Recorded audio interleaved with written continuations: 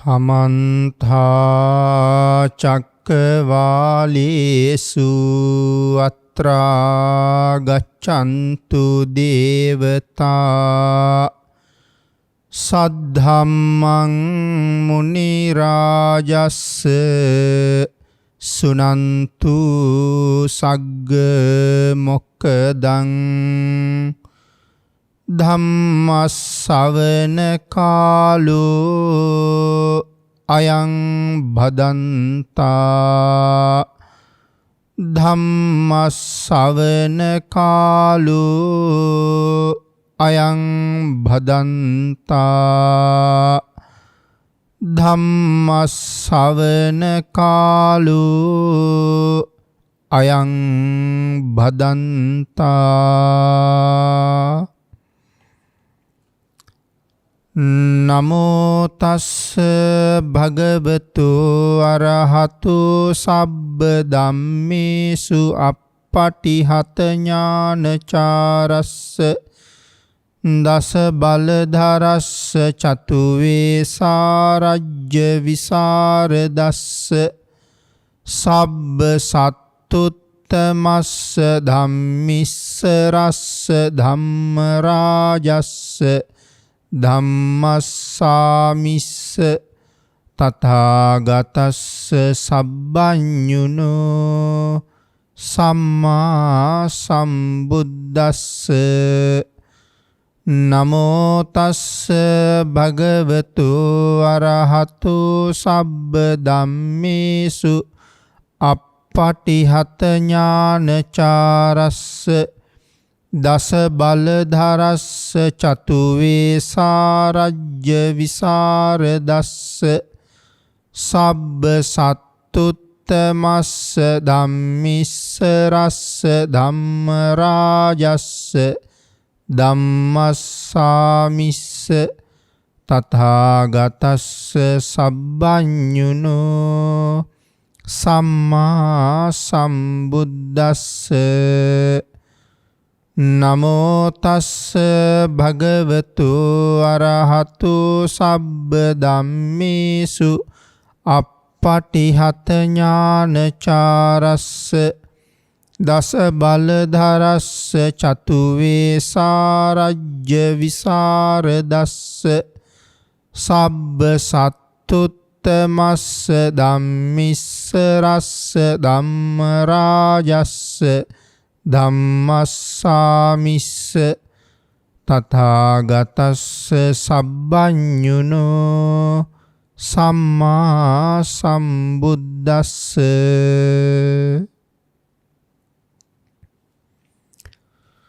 සද්ධර්ම ශ්‍රාවක කාරුණික ගුණගරුක බෞද්ධ පින්නතුනි,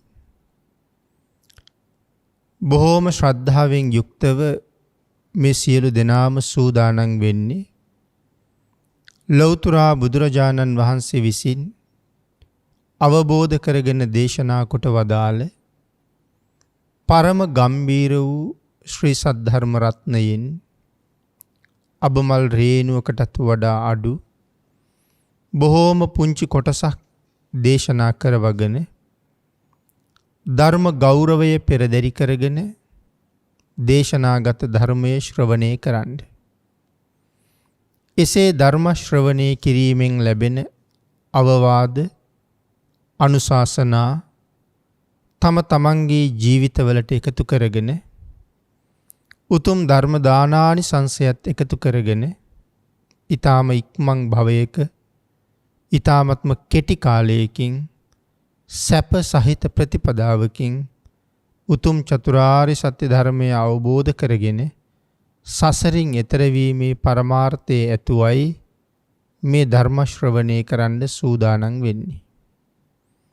පින්නතුනි, අද ධර්ම දේශනාවේ මාතෘකාව හැටියට මම යොදා ගන්න කල්පනා කළේ ධම්මපද පාළියේ කෝධ කියන වර්ගයට අයිති වන දෙවනි ගාථා රත්නය. යෝවේ උපනිතං කෝදං රතං බත්තං වධාරයේ තමහං සාරතින් බ්‍රූමි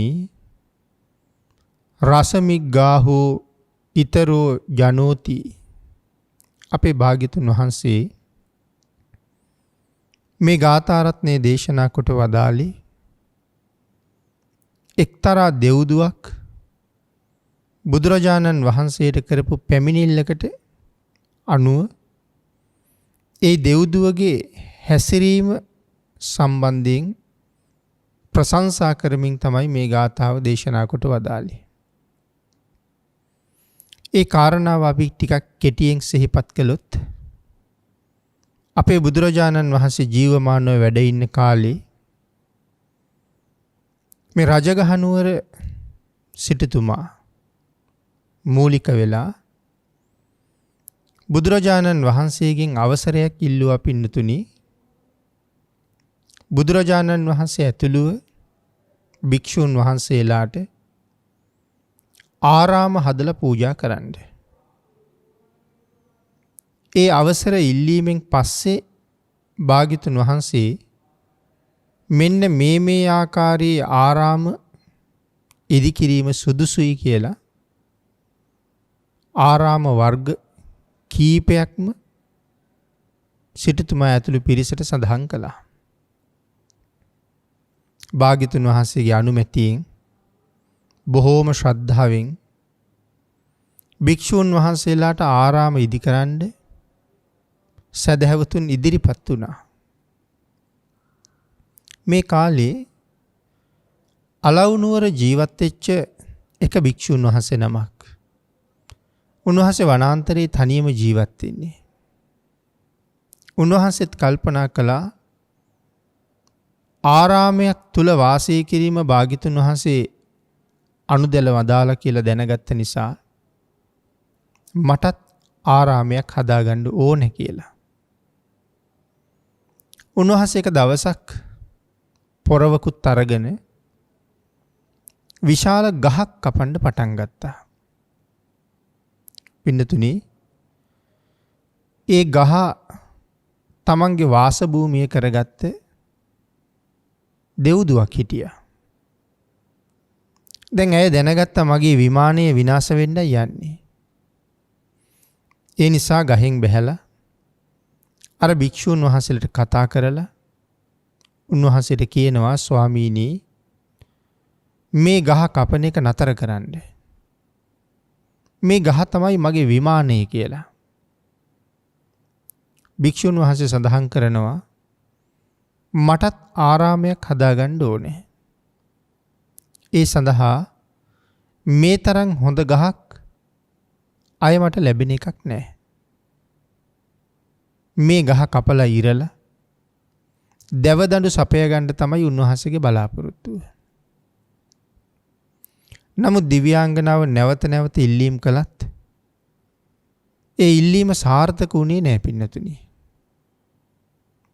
ඊට පස්සේ අය කල්පනා කළා මගේ දරුවා දැක්කහම මේ භික්ෂූන් වහන්සේට අනුකම්පාවක් ඇති වෙයි.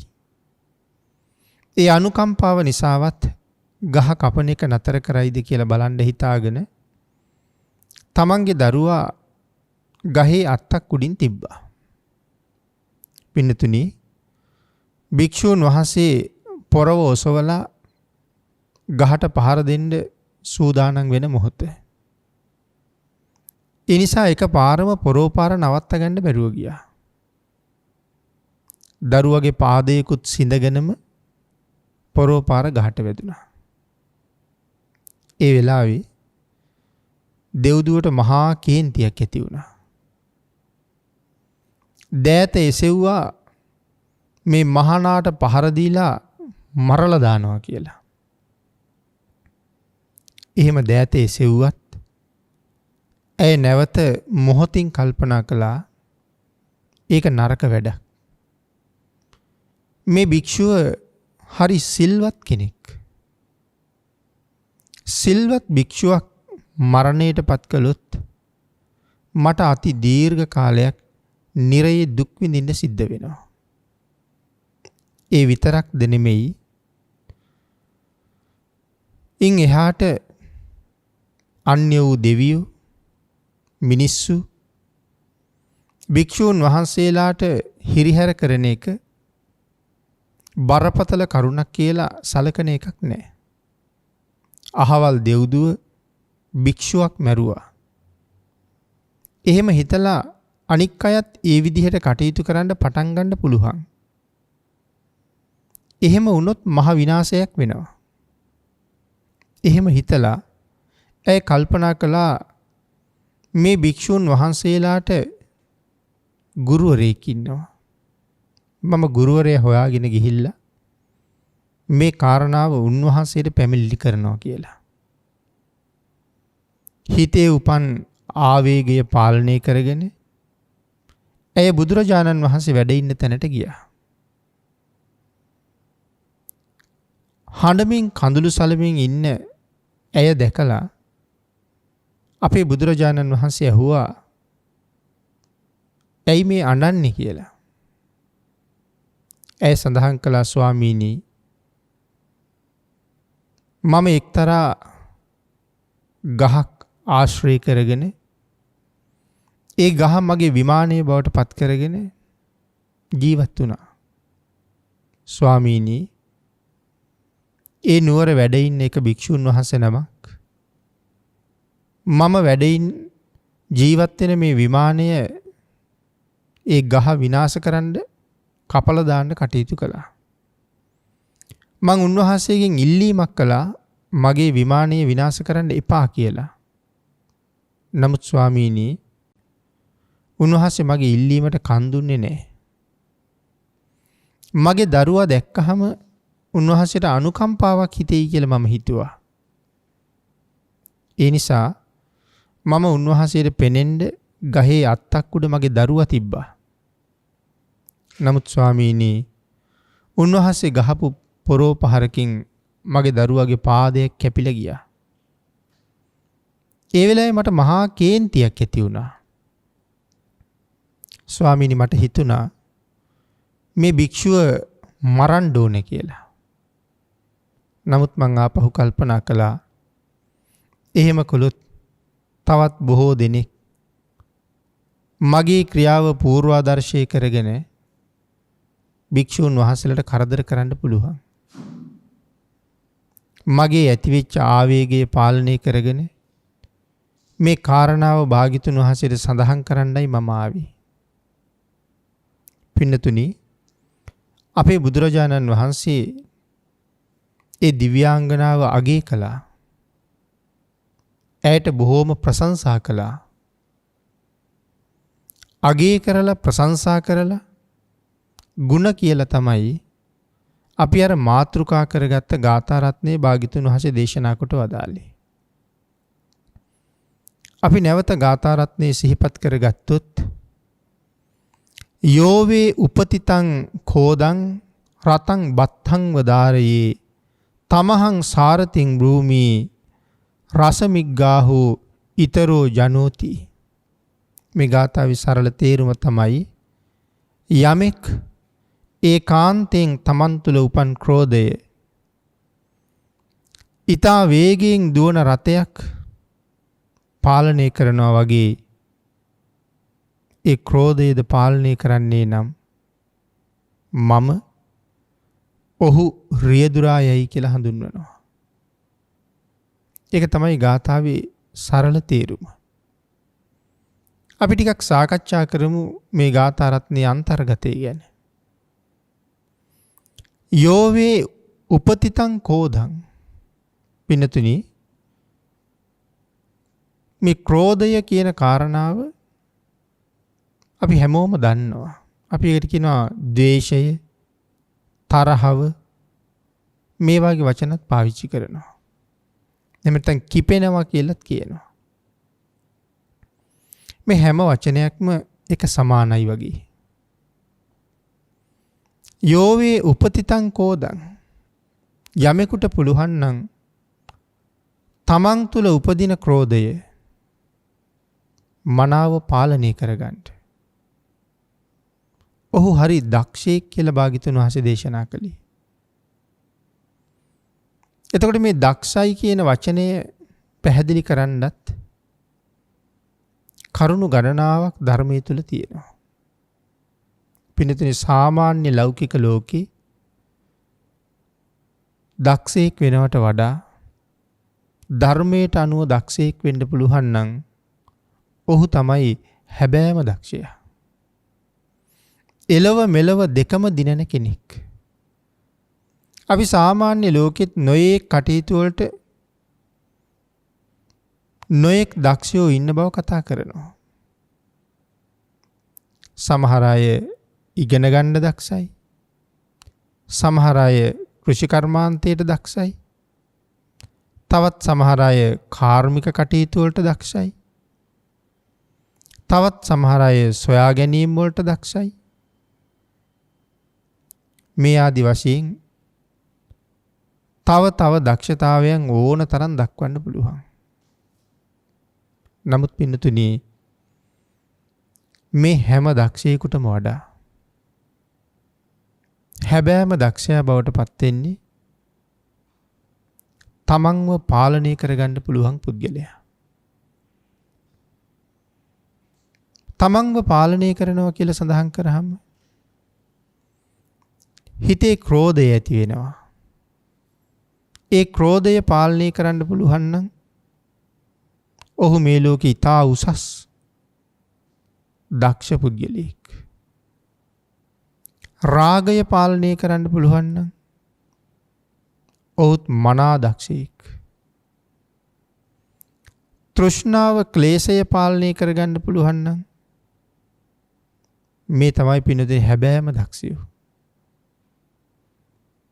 සමහර වෙලාවට අපි අර මුලින් සඳහන් කරපු අධ්‍යාපනයට දක්ෂාය, කාර්මික කටයුතු වලට දක්ෂාය, කුෂි කර්මාන්තයට දක්ෂාය, මේ නොයෙක් ක්‍රියාකාරකම් සඳහා දක්ෂාය සමාජයේ ඊටාම උසස් ආකාරයෙන් වැජබෙනවා. ඒ දක්ෂතාවය නිසා කොයිතරම් උසස් විදිහට සමාජයේ වැජබුණත් මරණයෙන් පස්සේ ඔහුට නිරය උරුමයි නම් ඔහු හැබෑ දක්ෂයෙක් නොවන බවයි මේ සඳහන් කරන්නේ. එහෙනම් හැබෑම දක්ෂයා වෙන්නේ අපි සඳහන් කළා කෙලෙස් පාලනය කරගත්ත පුද්ගලයා. අපි අර මුලින් කියපු කරුණු ඔක්කොම මේ කෙලෙස් කියන ගණේට අයිති වෙනවා. පින්නතුනි බුදුරජාණන් වහන්සේ අපිට පෙන්නලා දුන්නා මේ ලෝක ධර්මතාවය. ස්වභාව ධර්මය හැසිරෙන හැටි. ඒ ලෝක ධර්මතාවයේ පෙන්නකොට භාග්‍යතුන් වහන්සේ අපිට සිල්පද 5ක් පෙන්වුවා. පන්සිල් කියලා. මේ සිල්පද 5 යමෙක් අතින් උල්ලංඝනය වෙනවා නම් ඒ එක එක ආකාරයේ කෙලෙස් නිසානේ උල්ලංඝනය වෙන්නේ. ආන්ගේ කෙලෙස් පාලනය කරන්න පුළුවන් නම් ඔහු අතින් ප්‍රාණඝාතයට තියෙන ක්ලේශය පාලනය කළා නම් ඔහු ප්‍රාණඝාතයෙන් මිදුණා වෙනවා. හොරකමට වංචාවට තියෙන ක්ලේශය පාලනය කළා නම් ඔහු එයින් මිදුණ කෙනෙක් බවට පත් වෙනවා. මේ ආදි වශයෙන් සිල්පද 5ම පිළිබඳව හිතන්නකෝ. ඒක පාලනය කරගන්න පුළුවන් නම් ඒකෙන් මිදෙන්න පුළුවන් නම් ඔහු ඒ කෙලෙස් වලින් අයින් වෙච්ච කෙනෙක්. විශාල කෙලෙස් ප්‍රමාණයක් මේ කාරණා 5 යටතේ බැහැර කරන්න පුළුවන්කම තියෙනවා. ඊළඟට පින්නතුනි අපි මේ මාතෘකාව යටතේ කතා කරපු ද්වේෂය. ද්වේෂය කියන්නේත් එක්තරා ක්ලේශයක්. එය පාලනය කර පුද්ගලයා සුගතියට පාර හදාගන්න කෙනෙක්. එහෙනම් ද්වේෂය ගැන කරුණු සඳහන් කරනකොට අපේ භාග්‍යතුන් වහන්සේ කරුණු ගණනාවක් පැහැදිලි කරලා තියෙනවා. ද්වේෂය හරිම භයානකයි. පින්නතුනි අපිට ධර්මයෙන් මේ සඳහා උපමා කරුණු කාරණා බොහොම මුණ ගැහෙනවා. මේ ද්වේෂයේ අන්තිම ප්‍රතිඵලය මොකක්ද කියන එක ගැන. දැන් ධර්මයේ සඳහන් කරනවා යම් කෙනෙක් ද්වේෂ සහගතව මරණයට පත් වුණොත් අවසන් මොහොත නිරය උපදින්න තියෙන ඉඩකඩ ඊටාම ඉහළයි. එහෙම නැත්තම් තිරිසන් ලෝකේ විස සහිත සතෙක් වෙලා ඉපදෙන්න තියෙන ඉඩකඩත් ඊටාම ඉහළයි. නයි පොළොංගු වගේ සත්තු වෙලා. එහෙම නුනොත් යක්ෂණියක් යකෙක් වෙලා ඉපදෙන්න තියෙන ඉඩකඩත් එහෙමම තමයි. කාලි යක්ෂණීගේ කතාව අපිට ඒකට හොඳ උදාහරණයක්. ඒ වගේම පින්නතුනේ අපේ ශාසනයේ එක රහතන් වහන්සේ නමකුත් අනාගාමින් වහන්සේ නමකුත් සෝවාන් ආර්යයන් වහන්සේ නමකුත් එක පෘථග්ජන පුජ්‍යලයකුත් එළදෙනක් ඇනලා ජීවිතක්ෂයට පත් කළා. ඒ එළදෙන යක්ෂණියක්. නමුත් පහර දෙන වෙලාවට එළදෙනෙකුගේ වෙස්යෙන් තමයි එන්නේ. මේ ජීවිතක්ෂයට පත් කළ 4 දෙනා පෙර භවයක කාන්තාවක් මරණයට පත් කරන වෙලාවේ ඇය විසින් ද්වේෂසිතින් යුක්තව සාපයක් කළා. උපදින භවයන්හි මමත් තොපි මරනවා කියලා. ආන් එහි ප්‍රතිඵලයක් හැටියට තමයි යක්ෂණියක් බවට පත් වෙලා මේ විදිහට කරදර කරන්නේ. ඒ වගේම පින්නතුනි ජාතක පාළියේ තියෙනවා ජයද්දිස කියලා ජාතක කතාවක්. ඒ ජාතක කතාවේ සඳහන් වෙන විදිහට උත්තර පංචාල රජුරුවන්ගේ බිසව පෙර භවයක වෙනත් ස්වාමියාගේ බිසවක් හැටියට ඉන්නකොට ඒ ස්වාමියාට භාර්යාවෝ දෙන්නෙක් ඉඳලා තියෙනවා. එයින් එක තැනැත්තියක් අනිත් තැනැත්තියට වෛර කරලා තියෙනවා. ඒ වෛරයේ ප්‍රතිඵලයක් හැටියට ඇය යක්ෂණියක් වෙලා ඉපදෙනවා. ඒ යක්ෂණිය මේ රජුරුවන්ගේ අග්‍රමහේෂිකාවගේ පළවෙනි දරුවත් කනවා. උත්තර පංචාල රජුරුවන්ගේ අග්‍රමහේෂිකාවගේ පළවෙනි දරුවත් කනවා. දෙවෙනි දරුවත් ඉපදිච්ච දවසේම යක්ෂණිය කනවා. තුන්වෙනි දරුවා පැහැරගෙන යනවා. එතකොට එදා එකම ස්වාමියාගේ භාර්යාවෝ දෙන්නෙක් වෙලා හිටපු එක්කෙනෙක් යක්ෂණියක් වුණා ද්වේෂය නිසා. අනිත් කෙනා තමයි නැවත මනුලොව ඉපදිලා උත්තර පංචාල රජුරුවන්ගේ බිසව බවට පත් වෙන්නේ. පින්නතුනි ඒ වගේම තමයි චද්දන්ත කියන ජාතක කතාවේ චද්දන්ත හස්ති රජුරුවන්ගේ චෝල සුභද්‍රා සහ මහා සුභද්‍රා ඇතින්නියෝ දෙන්නෙක් හිටියා. චෝල සුභද්‍රා මහා සුභද්‍රාව පිළිබඳව ද්වේෂසිතක් ඇති කරගත්තා. ඒ විතරක් නෙමෙයි ඇත් රජු පිළිබඳව විශාල ද්වේෂයක් ඇති කරගත්තා. තමන්ට වඩා මහා සුභද්‍රාට සලකනවා කියලා. ඒ නිසාම පසේ බුදුරජාණන් වහන්සේලාට දන් දීලා ප්‍රාර්ථනාවක්ද කළා පලිගන්නවා කියලා. නැවත මනුලව ඉපදිලා මේ හස්තියා මරනවා කියලා ප්‍රාර්ථනාවක් කළා. දේශයෙන් යුක්තව. හැබැයි ඇගේ ප්‍රාර්ථනාව පින්කමක් කරලායි ප්‍රාර්ථනාවක් කළේ මේ විදිහට ඉපදෙන්න ඕනේ මොහුගෙන් පලිගන්න ලැබෙන්න ඕනේ කියලා. මේ ආදී කරුණු ධර්මයේ තව බොහොම සාකච්ඡා කරන්න පුළුවන්. නමුත් අපිට ප්‍රතිඵලයේ හැටියට පේනවා ඊටාම දුක්ඛිත ජීවිත ලබලා නැවත නැවත අන්‍යයන් දුකට පමුණුවල ජීවිත විනාශ කරලා සංසාරේ තවත් බොහෝ කාලයක් සතර අපාය ආදී දුගතීන්ට පත් වෙනවා කියන එක.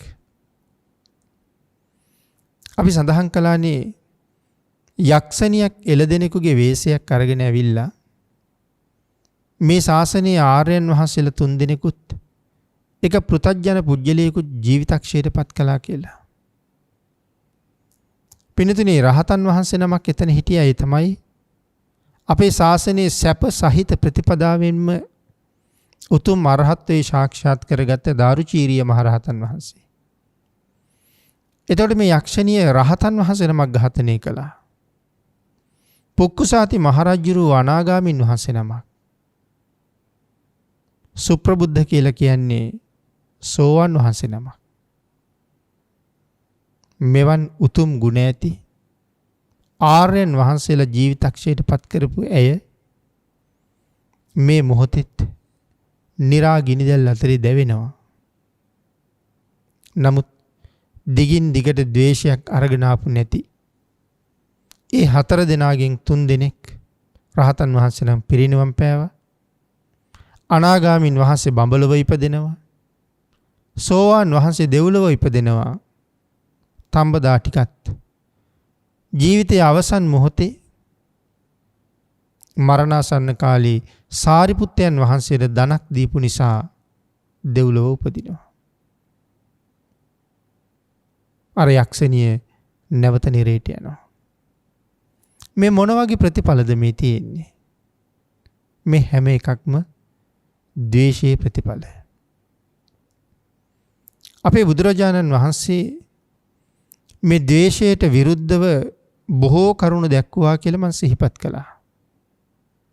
භික්ෂූන් වහන්සේලාට නම් ඒ ගැන අවවාද කරනකොට දේශනා කරපු එක සූත්‍රයක් පිළිබඳව සිහිපත් කළොත් කකචූපම සූත්‍රය. කකච කියලා කියන්නේ පිනතනි කියතට. කියතක් උපමාවට අරගෙන කරපු දේශනාව. කකචූපම දේශනාව. භාග්‍යතුන් වහන්සේ එහි දේශනා කරනවා මහණෙනි නිරන්තරයෙන් මෛත්‍රී පූර්වාංගම ජීවත් වෙන්න කියලා. මෛත්‍රී සිත සුගතියට හොඳ මගක්. මෛත්‍රී සිත සසර දිනන්න ලොකු පහසුවක්. අච්චරා සංඝාත සූත්‍රයේත් පින්නතුනි මේ ගැන පැහැදිලි කළා. කකචූපම සූත්‍රයේ සඳහන් කරනවා භික්ෂූන් වහන්සේලාට යම් පුද්ගලයෙක් කියතක් අරගෙන තවත් පුද්ගලයෙකුගේ අතපය කපනවා නම් නැත්නම් භික්ෂුවකගේ අතපය කැපුවොත් කියත වගේ දරුණු ආයුධයකින් කපන කොටත් ඒ කපන පුද්ගලයා කෙරෙහි ද්වේෂයක් ඇති නොකර ගන්න පුළුවන් නම් ඔවුන්ට මෛත්‍රිය වඩන්න පුළුවන්කම තියෙනවා නම් එවන් අය තමයි හැබෑම බුද්ධ පුත්‍රයින් බවට පත් වෙන්නේ කියලා. මහණෙනි එහෙම මෛත්‍රියක් ප්‍රගුණ කරගන්න බැරි නම් නුඹලා තාම මේ ශාසනයට සම්පූර්ණයෙන් ඇතුල් වුණා කියලා කියන්න බෑ කියලා. ඒ තරම්ම භාග්‍යතුන් වහන්සේ භික්ෂූන් වහන්සේලාට ද්වේෂසිතින් ඈත් වෙන්න අවවාද කරලා තියෙනවා පින්නතුනි. එතකොට ගිහි පාර්ශවයටත් ඒ අවවාදයේ එසේම තමයි. එක තැනක අපේ භාග්‍යතුන් වහන්සේ දේශනා කරනවා මහණෙනි යම් පුද්ගලයෙක් පෙර පිං සහිතව මේ ලෝකෙ ඉපදිලා හොඳට ධනය ලැබිලා තියෙනවා. ඒ නිසා සුවිසල් මන්දිර ගොඩනගලා සැප පහසු යහන් එහි ගෙනල්ලා තියලා ඊටාම සුවසේ ඒ ඇඳපුටු භාවිතා කරනවා. ඒ යහනකට ගොඩ වුණත් ඒ පුටුවක වාඩි වුණත් පුදුමාකාර සැපයක් සනීපයක් ශරීරයට දැනෙනවා. ඒ වගේම තමයි පින්නතුනි ඊටාම සුව පහසු යාන වාහන ඒ මුලදීලා අරගන්නවා. ඒ යානාව ඇතුලේ වාඩි වුණාමත් ඊටාම සුවයක් ශරීරයට දැනෙනවා. මහා පහසුවක් තියෙනවා. නමුත් පින්නතුනි භාග්‍යතුන් වහන්සේ දේශනා කරනවා මේ සියල්ලම ලැබලා තිබුණත් ඔහු ද්වේෂය අත්හැරලා නැත්තම් ඔහුට කිසිම සුවයක් නැහැ කියලා. හිතන්නකො පින්නතුනි. අපි රථයක නැගලා මාර්ගයේ ගමනක් යනවා. මාර්ගයේ රථ පදවන අනික් රියදුරු හරියට වැරදි කරනවා. ඒ වැරදි දකිනකොට අපිට ද්වේෂසිත පහළ වෙනවා. ඒ ද්වේෂසිත පහළ වෙනකොට ඒ පුද්ගලයාගේ සැපය නැතුව යනවා. කායික සුවය නැතුව යනවා. ඉතින් අර කොයිතරම් සුව පහසු ආසනයක රථයක වාඩි වෙලා හිටියත් ඒ උපකරණවල ඊටාම පහසුකම් තියෙනවා. සැපයක් තියෙනවා. නමුත් ද්වේෂයෙන් දැවෙන නිසා ඔහුට කිසිම කායික සැපයක් නැහැ.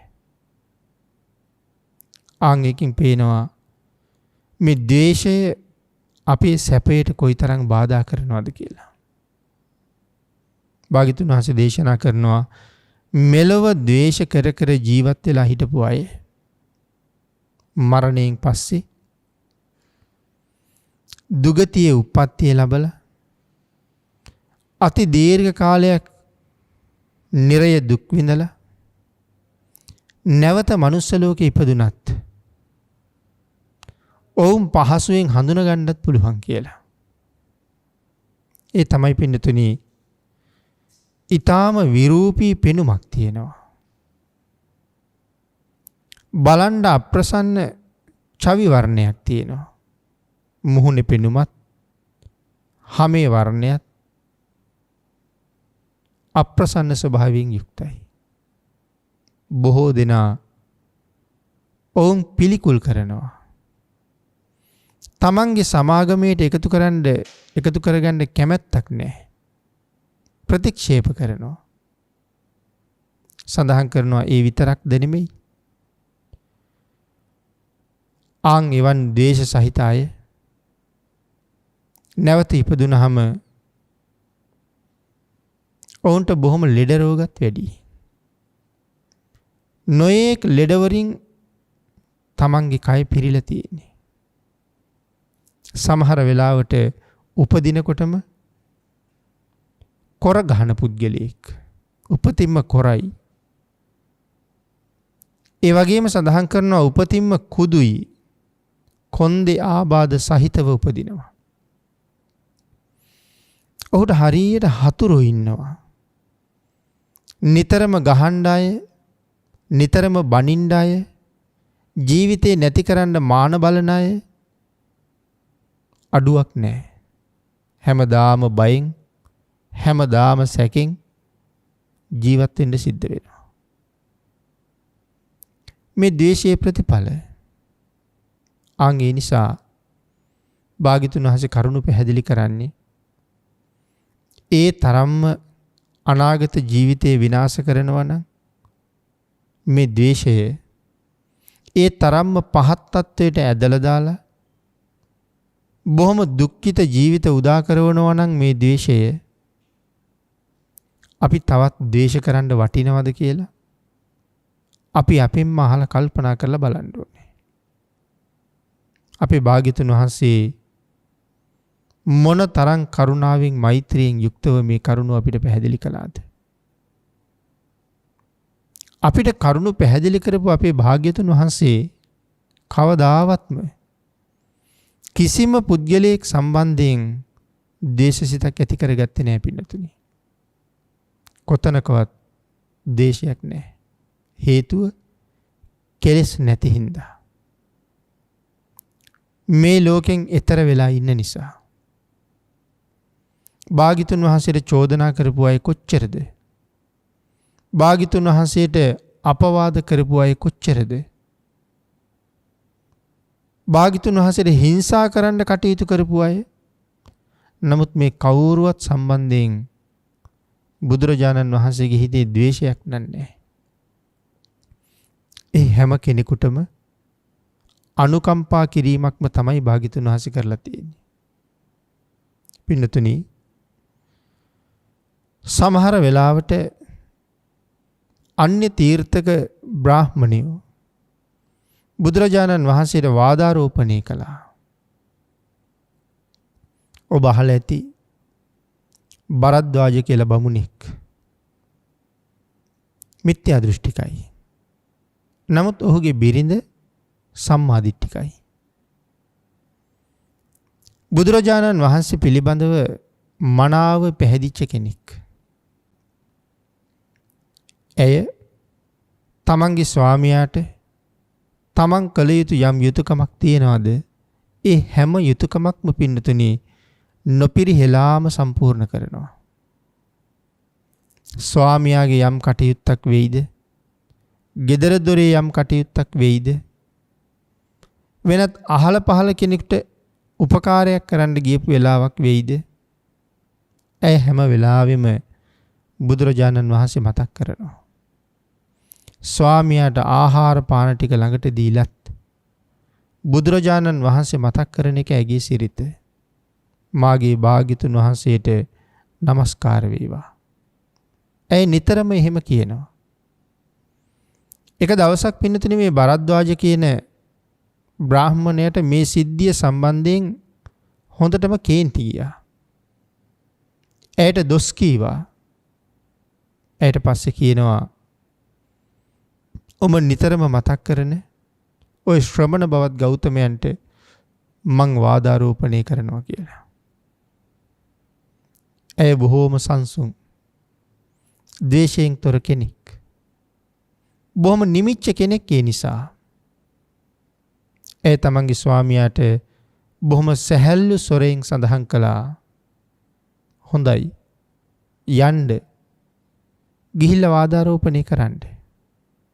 වාදාරෝපණය කරලා මගේ ශාස්ත්‍රුන් වහන්සේගේ තරම ඔබම දැනගන්න කියලා. බ්‍රාහ්මණයා බුදුරජාණන් වහන්සේ හොයාගෙන ගියා. බුදුරජාණන් වහන්සේ ළඟට ගිහිල්ලා ටික වෙලාවක් සතුටු සාමීචී කතා කරලා බුදුරජාණන් වහන්සේගෙන් අහනවා, ගෞතමයන් වහන්සේ ඔබ කෙසේනම් සතුටින් ඉන්නවද? ඔබ කෙසේනම් ද්වේෂ නොකර ඉන්නවද? කුමන කරුණක් නිසා ඔබ සැනසෙනවද? අපේ භාග්‍යතුන් වහන්සේ සඳහන් කළා, බ්‍රාහ්මණය ද්වේෂය නැති නිසා මම සතුටින් ඉන්නවා. ද්වේෂය නැති නිසා මම සැහැල්ලුවෙන් ඉන්නවා.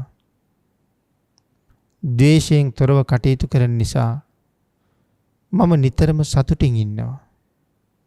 අන්‍යයන් දිහා ද්වේෂ සහගතව බලන්නේ නැති නිසා මම සතුටින් ජීවත් වෙනවා කියලා. මේ කාරණාව මිත්‍යා දෘෂ්ටික නමුත් මේ ප්‍රඥාවන්ත බමුණට හොඳට වැටහුණා. භාග්‍යතුන් වහන්සේට වාදාරෝපණය කරන්න ආපු මේ බ්‍රාහ්මණයා අන්තිමට බුදුරජාණන් වහන්සේගෙන් අවසරය ඉල්ලගෙන බුද්ධ ශාසනය පැවිදි වෙනවා. පැවිදි වුණා විතරක් නෙමෙයි පින්නතුනි, නොබෝ කලකින් රහත් වුණා.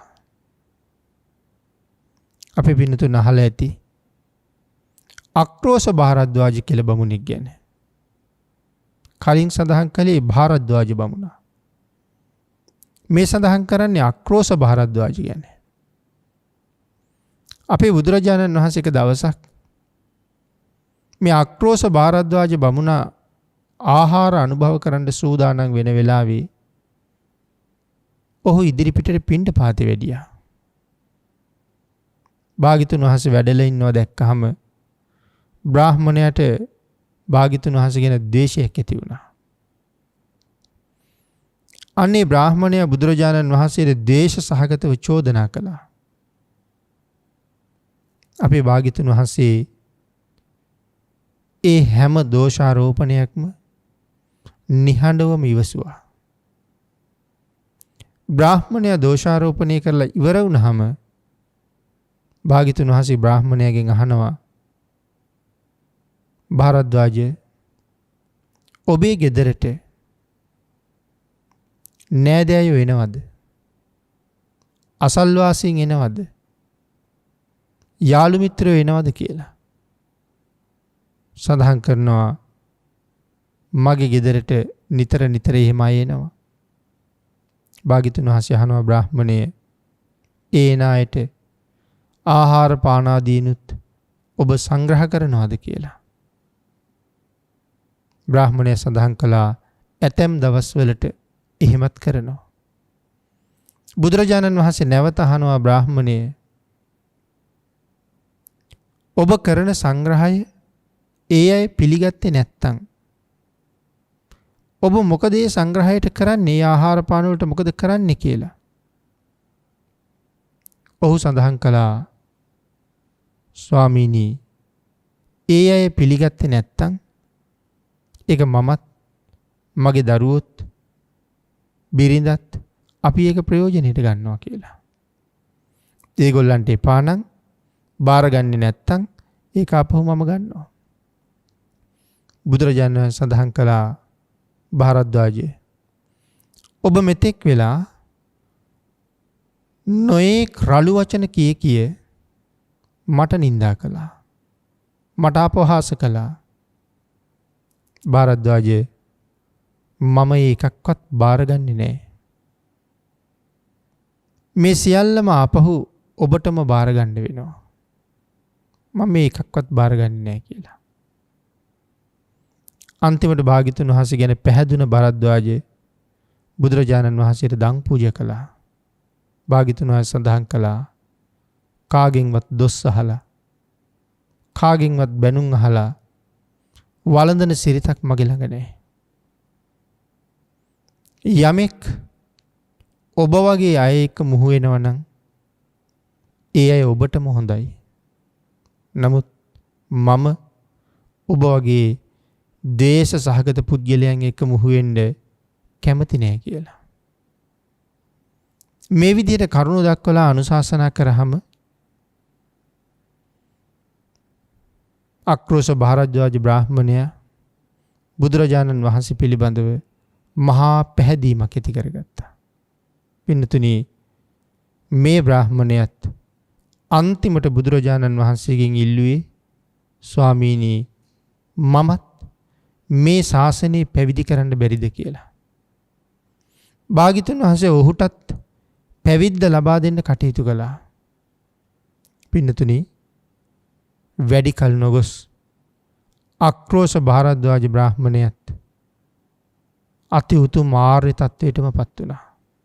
රහතන් වහන්සේ නමක් බවටම පත් වුණා. දේශයේ දිනපු නිසා කොයි තරම් උතුම් ලාභ ලබලා තියෙනවද? දේශයට යට වෙච්ච නිසා නිරේගාමී වෙලා කොච්චර දුක් විඳිනවද? දැස පනා පිට කල යුත්ත නොකල යුත්ත මනාව පේනලා තියෙනවා. අපි කල යුත්තේ භාග්‍යතුන් වහන්සේ දේශනා කොට වදාළ ඒ මග ගමන් කරන එක පින්නතුනි. මාතෘකා කරගත්ත ගාථා රත්නේ මේ කෝධ කියන වචනේ තමයි අපි මේ බොහොම කෙටියෙන් කාල වේලාවට අනුව මේ විදිහට පැහැදිලි කරන්න යෙදුනේ. රතං බත්තං වදාරේ වේගෙන් දුවන රියක්. අපි මුලින් සඳහන් කළා ගාථාවේ තේරුම. යමෙකුට පුළුවන් නම් වේගයෙන් ගමන් කරන රථයක් ගමන පාලනය කරලා අනතුරෙන් බේරගන්න.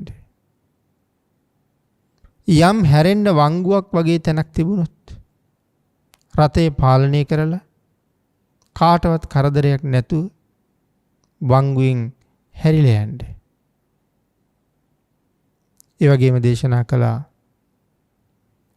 යම් කෙනෙකුට පුළුවන් නම් තමන් තුළ තියෙන මේ ආවයිගේ පාලනය කරන්න. මග රථයට සිද්ධ වෙන්න තියෙන අනතුරු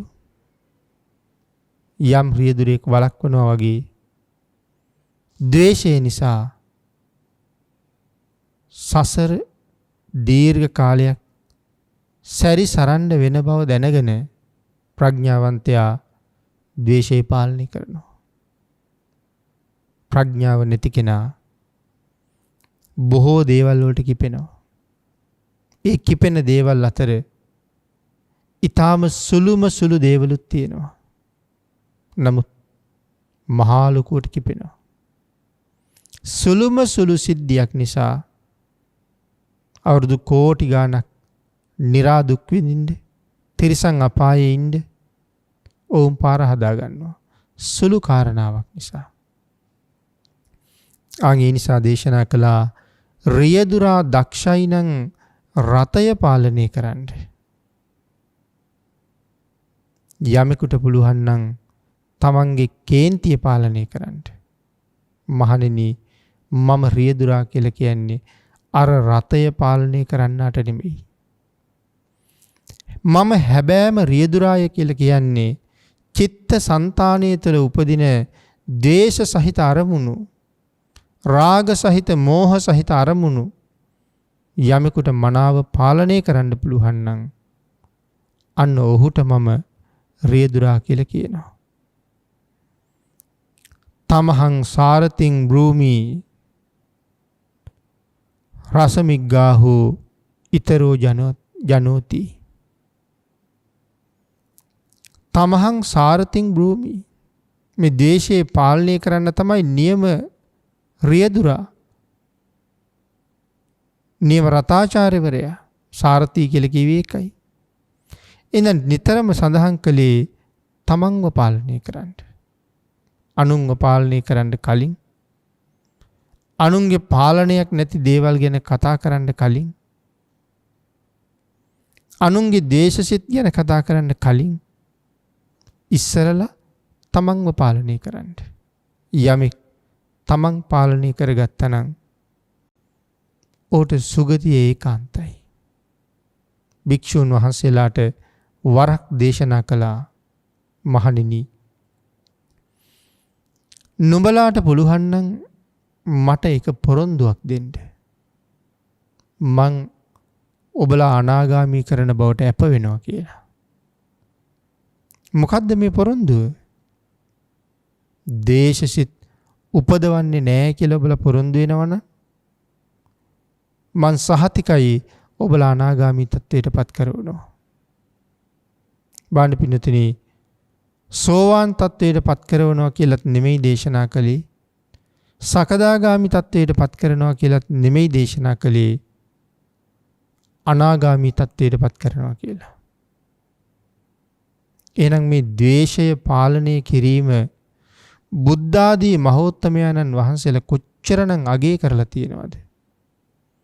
ඒ සම්බන්ධයෙන් කොච්චර කරුණු දේශනා කරලා තියෙනවද? අපේ හිතෙත් නිතර පින්නතුනි ද්වේෂසිත ඇති වෙනවා. මුලින් සඳහන් කළා වගේ ඊතා කුඩා සිද්ධියකට පවා බොහෝ දෙනා කිපෙනවා. අන්න ඒ කිපෙන්න උන්ට ඒ කිපීම අත්හැර ගන්න පුළුවන් නම්, පාලනය කරගන්න පුළුවන් නම් ඔහු තමයි නියම රතාචාර්ය කියලා දේශනා කොට වදාලා. පින්නතුනි, අපේ භාග්‍යතුන් වහන්සේ මේ කරුණ ටික පැහැදිලි කරලා ඉවර වෙලා ධර්ම දේශනාව නිමා කරනකොට අර දිව්‍යාංගනාව අති උතුම් සෝවාන් ආර්ය මාර්ග ඵලය ලබා ගත්තා. පින්නතුනි, එවන් උතුම් මාර්ග ඵලයක් ලැබලා නමුත් මේ දිව්‍යාංගනාව තාමත් කඳුළු හලනවා. බුදුරජාණන් වහන්සේ අහනවා, දෙව්දුවනියනි තාමත් ශෝක කරන්නේ ඇයි? තාමත් කඳුළු හලන්නේ ඇයි? ඒ සඳහන් කළා, ස්වාමීනි මට මගේ දරුවත් එක්ක ජීවත් වෙන්න තැනක් නෑ දැන්. මගේ විමානය විනාශ වෙලා ඒක මතක් වෙනකොට මට ඇහැට කඳුළු වෙනවා කියලා. පින්නතුනි, භාග්‍යතුන් වහන්සේ වැඩ ඉන්න ආරාමයේ ළඟ විශාල රුක්ෂයක් තිබුණා. ඒ ගහේ හිටපු දිව්‍යාංගනාව කලින් දවසේ රාත්‍රී චුත වෙලා තියෙනවා. දැන් ඒ ගහ විමානයක් බවට පත් කරගත්ත කවුරුවත් නැහැ. භාග්‍යතුන් වහන්සේ අර දිව්‍යාංගනාවට කතා කරලා මේ විශාල රුක්ෂය පෙන්නලා අදින් පස්සේ ඔබේ වාසභවන මෙතනයි කියලා දේශනා කළා. බුදුරජාණන් වහන්සේ පෙන්නපු නිසා ඒ වාසභවන බුද්ධ දත්තිකා විමාන නමින් ප්‍රසිද්ධ වුණා. භාග්‍යතුන් වහන්සේ දක්වපු විමානයේ. පින්නතුනි, කිසිම මහේශාක්‍ය දෙවියෙකුටවත් මේ විමානයේ එදායින් පස්සේ ආය කවදාවත්ම හොලවන්න පුළුවන් කමක් නැහැ. හේතුව භාග්‍යතුන් වහන්සේගේ ආඥාවෙන් තමයි පෙන්නලා තියෙන්නේ. ඒ බොහෝම සතුටින් තමන්ගේ දරුවත් එක්ක ඒ විමානෙට වෙලා ජීවත් වුණා. මේ කාරණාව මුල් කරගෙන තමයි මේ ගාථා රත්නේ භාග්‍යතුන් වහන්සේ දේශනා කරන්නේ. එහෙමනම් පින්නතුනි, භාග්‍යතුන් වහන්සේ දේශනා කළ රාගය පිළිබඳව කරුණු ටිකක් අපි ජීවිතයට එකතු කරගත්තා. ද්වේෂය පිළිබඳව කරුණු ටිකක් ජීවිතයට එකතු කරගත්තා. ද්වේෂය පිටු දකින්නේ කොහොමද? ද්වේෂයේ පිටු දකින්න කෙනා ලබන ලාභය මොකක්ද කියලා. ද්වේෂයේ පිටු දකින්න හැටි පිළිබඳව සඳහන් කරනකොටත් භාග්‍යතුන් වහන්සේ දේශනා කළා, යම් ද්වේෂ සහිත අරමුණක් තමන්ගේ නෙත ගැටෙනවා නම් හැම වෙලාවෙම ඒ අරමුණ මැගෑර ගන්න කියලා. බිත්තියකට මුවහ වුණ කෙනෙකුට බිත්තියෙන් එහා පැත්තේ ඉන්න අය කරන්නේ මොනවද කියලා තේරෙන්නේ නැහැ, පේන්නේ නැහැ. ආන් ඒ වගේ යමක් දැකලා ද්වේෂයක් උපදිනවා නම් පුළුවන් තරම් ඒ අවස්ථාවෙන් ඈත් වෙන්න තමයි උත්සාහ කරන්න ඕනේ. එතනට සහභාගී නොවී ඉන්න තමයි උත්සාහ කරන්න ඕනේ. එවන් පුද්ගලයා තමන්ගේ මග මනාව පිරිසිදු කරන්නේ. පින්නතුනි, ධර්ම දේශනාවේ කාලයත් නිමා වෙමින් තියෙන නිසා දේශය කියන මාතෘකාව පදනම් කරගෙන දේශනා කොට වදාළ මේ උතුම් ධර්ම කාරණාව අති දීර්ඝ කාලයක් සසර සුවපත් කර ගැනීම සඳහා ඔබට මහත් වූ ආශිර්වාදයක් වේවා කියලා ප්‍රාර්ථනා කරනවා. ආකාසට්ඨා ච බුම්මට්ඨා දේවා නාග මහිද්దికා පුඤ්ඤන්තං අනුමෝදිත්වා චිරං රක්ඛන්තු ලෝක සාසනං දේවෝ වස්සතු කාලේන සස්්‍ය සම්පatti හේතුච පීතෝ භවතු ලෝකෝ ච රාජා භවතු ධම්මිකෝ. මෝහක්ඛයෝ නිබ්බානං